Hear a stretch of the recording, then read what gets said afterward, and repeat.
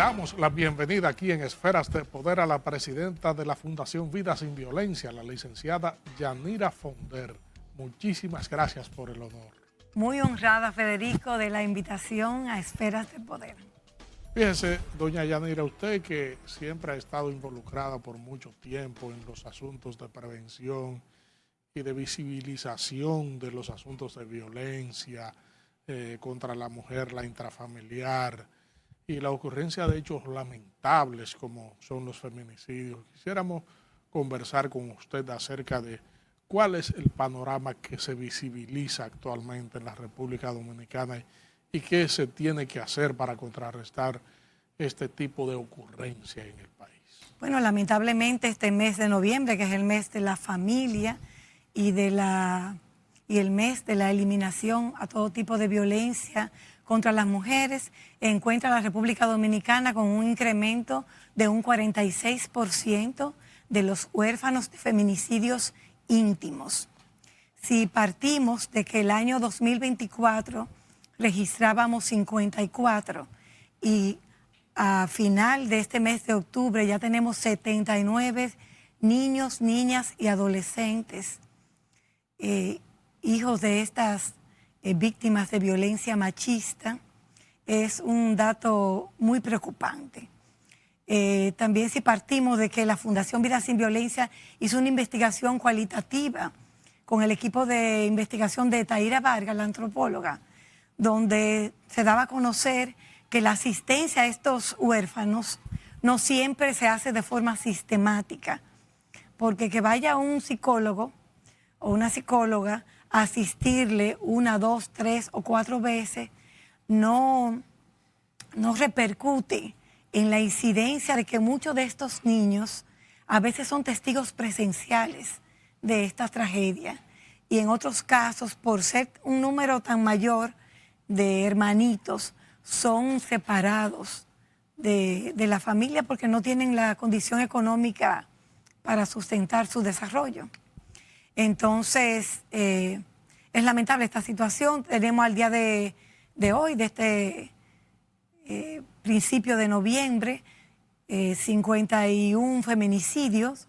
Eso significa 6 menos que el año pasado, que registramos para la misma fecha, 57. Y cada vida que hablamos es arrebatada en el nombre del amor, no es un número frío. Estamos hablando de historia de dolor, de mucho sufrimiento y de hechos que trascienden por generaciones, porque estos niños de la noche a la mañana quedan sin una mamá que es asesinada y sin un papá, porque en muchos casos se suicidan o si no son detenidos por las autoridades. O sea que quedan sin ninguno de los dos padres.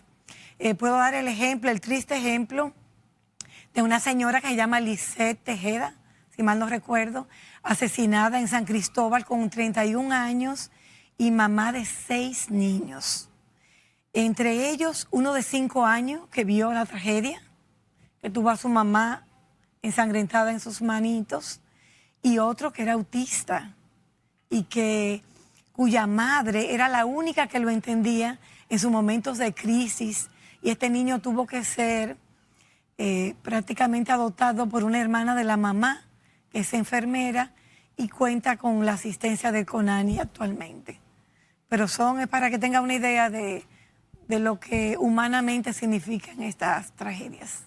Es decir, que esto es todo un drama familiar y la estela de dolor y de desprotección que dejan esta familia. Sí. Dentro de los indicadores que llevamos en la Fundación Vida Sin Violencia, vemos que las 3 zonas del país donde mayormente se registran estos asesinatos son en la provincia de Santo Domingo, con 12 casos este año, en San Cristóbal con 7 y en Santiago, que se han vuelto a incrementar con 6 casos.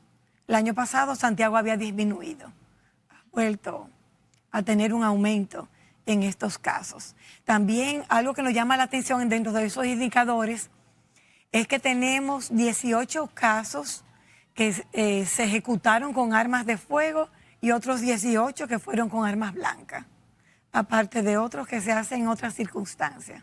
O sea que están igualados porque hay años en que el arma blanca predomina y otros en que el arma de fuego.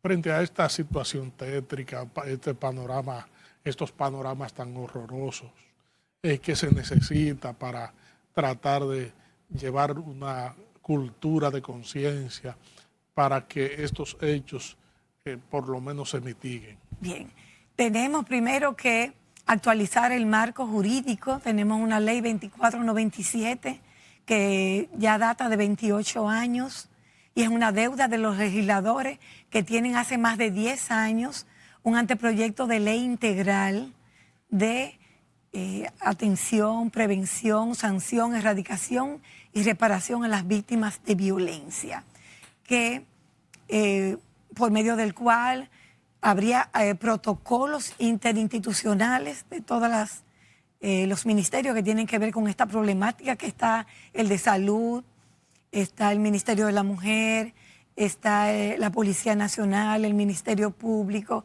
el Poder Judicial, los medios de comunicación en sí, todos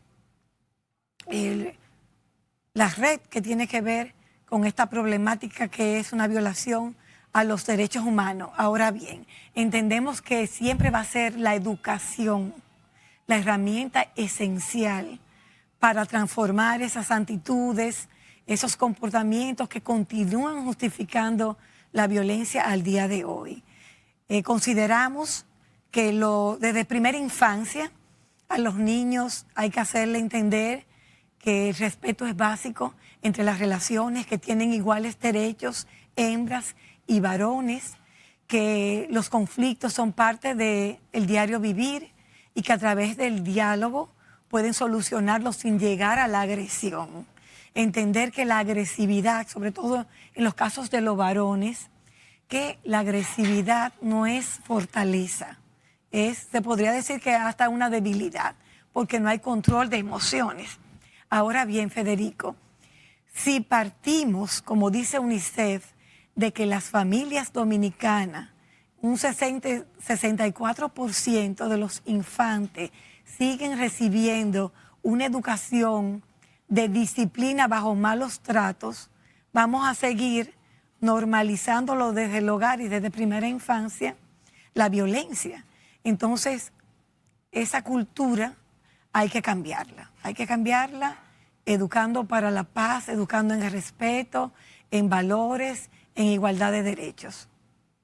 ¿Hay algún parámetro que refleje alguna comunicación, alguna denuncia a la autoridad competente frente a todos estos casos para tratar de prevenirlo y perseguir a tiempo a los agresores?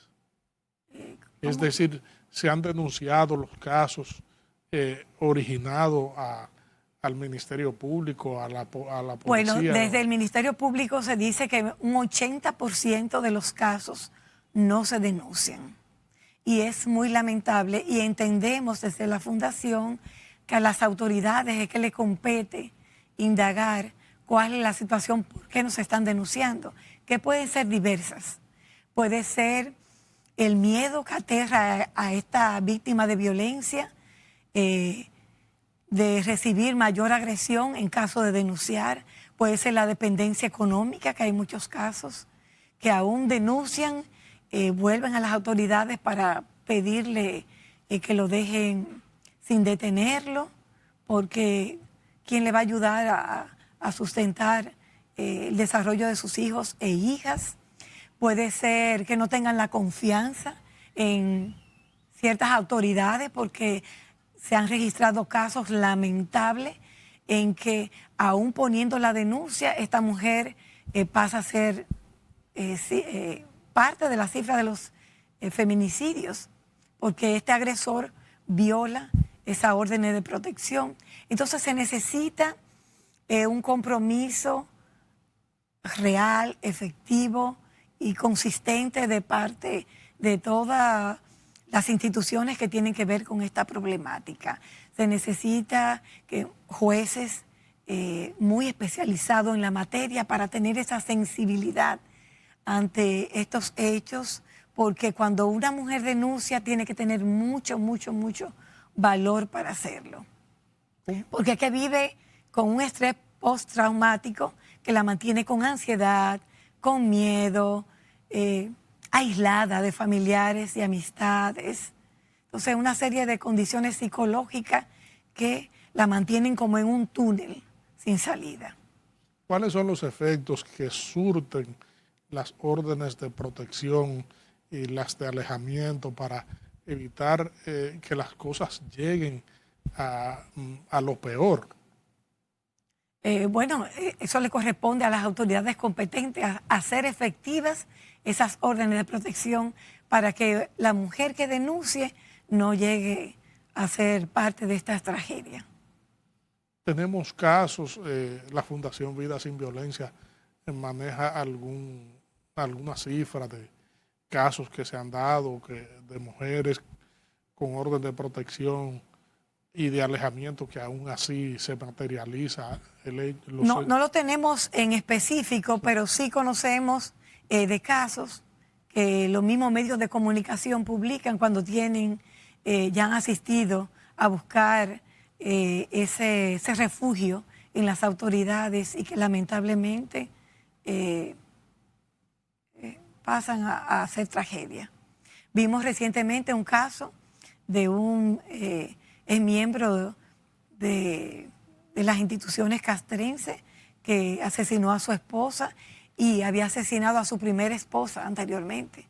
Entonces, se necesita tener un registro donde se haga constar ese tipo de agresor para saber y que no vuelvan a pasar esta tragedia. Porque ha pasado también con otros casos que tienen reincidencia en las agresiones.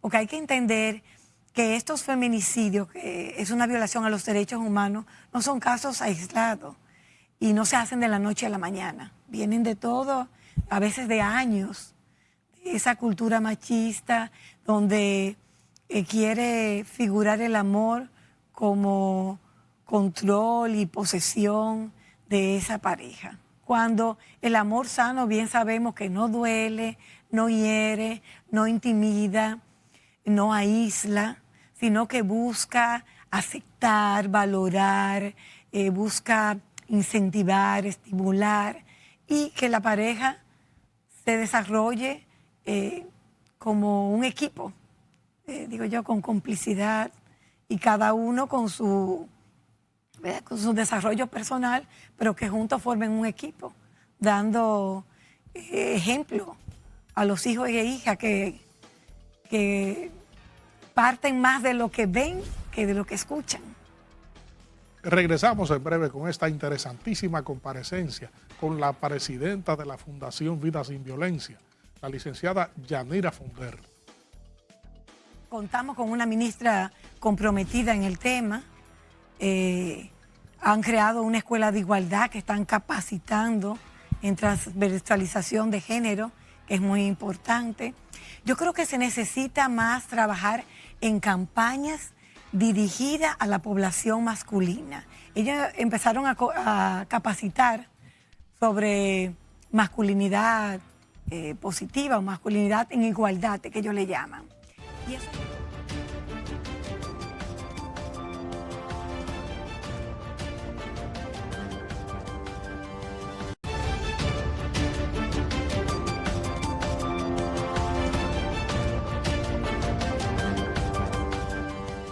Estamos conversando aquí en Esferas de Poder con la licenciada Yanira Fonder, presidenta de la Fundación Vida Sin Violencia. Fíjese, en los debates de reforma siempre salen a relucir temas de fortalecimiento institucional, también de fusión institucional.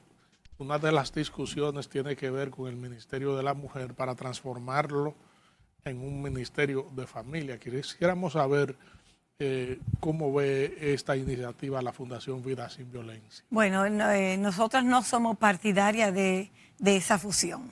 ¿Por qué? Porque significaría un retroceso para el Estado de Derecho de las mujeres.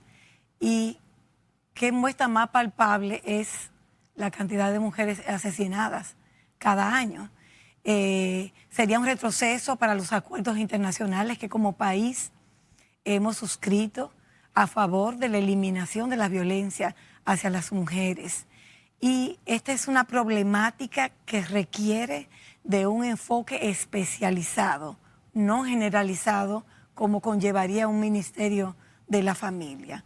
Por lo tanto, nuestro rechazo total a esa idea de destruir 25 años de institucionalidad de un ministerio que es el defensor de la prevención y de las políticas públicas a favor de los derechos de las mujeres. ¿Cuál es entonces la sugerencia que tiene? No, que se mantenga fundación? el Ministerio de la Mujer, quizás, no sé, reforzándole sus... En todo se necesita siempre mayor presupuesto para diseño de políticas públicas puntuales y eficaces. Y de crear un Ministerio de la Familia también es válido, pero nunca de fusionarlo. No, es válido porque la familia es una institución que merece también sus políticas públicas, pero nunca fusionarlo con el Ministerio de la Mujer. No. ¿En cuáles áreas necesita tener mayor énfasis de apoyo el Ministerio de la Mujer para poder tener una mayor efectividad con su política hacia la protección de la mujer? Bueno, el Ministerio de la Mujer ahora mismo contamos con una ministra comprometida en el tema. Han creado una escuela de igualdad que están capacitando en transversalización de género, que es muy importante. Yo creo que se necesita más trabajar en campañas dirigidas a la población masculina. Ellos empezaron a capacitar sobre masculinidad positiva o masculinidad en igualdad, que ellos le llaman. Y eso es importantísimo porque por décadas se ha trabajado mucho en campañas hacia la mujer que viene siendo la víctima en materia de estadísticas, porque no negamos que hay mujeres que violentan a sus parejas, pero eso en muy ínfima proporción. Y yo creo que se necesita trabajar más con la población masculina, reforzar eso en los medios de comunicación es importante. Sí. ¿Cuál es el ambiente que ve la Fundación Vida Sin Violencia con relación a los niños huérfanos de la violencia y la protección que deben recibir en ese sentido? Bueno, eso sí nos preocupa mucho porque, como le digo, la investigación cualitativa que hizo la Fundación reveló que reciben esa asistencia muy limitada por algunas instituciones del gobierno. Y también reveló que ellos siguen siendo violentados por las familias cuidadoras, que siguen siendo violentados en los centros educativos, donde reciben bullying, donde los compañeritos le dicen, oye, tu papá mató a tu mamá. Y esa serie de factores que hacen que en muchos casos o el niño deje el centro educativo porque se siente rechazado por su grupo, o en otros casos hace que el niño refleje violencia como respuesta a esta violencia que le ejercen los compañeros. Entonces sí se requiere de que esos testigos que no son invisibles, porque son totalmente visibles, se le dé prioridad a nivel nacional. Eso nos preocupa, que cada año esa cifra va en aumento y desconocemos si en su totalidad están recibiendo la ayuda psicológica, aparte de la ayuda económica que requieren para un desarrollo sano. Es decir, que se necesita una debida protección a esa víctima que se revictimiza con este tipo de ambiente. Totalmente. Una protección total a estos infantes, que como le digo, siguen revelando que son objeto de violencia por las familias cuidadoras, por los centros educativos, y esto marca su vida, porque la violencia destruye la autoestima de los niños. Nosotros estuvimos en una escuela de aquí, de la capital, y yo preguntaba, eran chiquitos de 7 a 9 años, ¿a quién en su casa le dicen que no sirven para nada? Y a mí me apenó que la mayoría levantaron sus manitas. Entonces siempre desde la fundación hacemos un llamado a cuidar las palabras que decimos desde el hogar, porque las palabras tienen poder, el poder de destruir o el poder de construir en los niños y en todo tipo de personas, niños y adultos. Y a veces como padres, madres, abuelitos, tutores, calificamos mucho a los niños como este es el hiperactivo, este es el tímido, este es el violento, este no sirve para nada. Los etiquetamos y eso va marcando esa autoestima de los niños que lo hace más vulnerables a que sean objeto de violencia en un futuro. Es decir, que el propio ambiente es un factor generador y proyectador de la violencia que se va creando en el ambiente hasta Claro que que sí. el niño Si llega a desde un el adulto. hogar ese niño y esa niña acostumbra a ver que todos los conflictos se resuelven por la vía de violencia, lo van a normalizar y eso lo van a reflejar en sus centros de estudio y en su vida futura. Entonces, lo ideal es que se mantengan esos valores de respeto, empatía, solidaridad desde el hogar, para que vaya marcando esa personalidad y relaciones sanas y armoniosas en todos sus entornos. ¿Cuáles son los factores principales que rodean la desencadenante de la violencia intrafamiliar?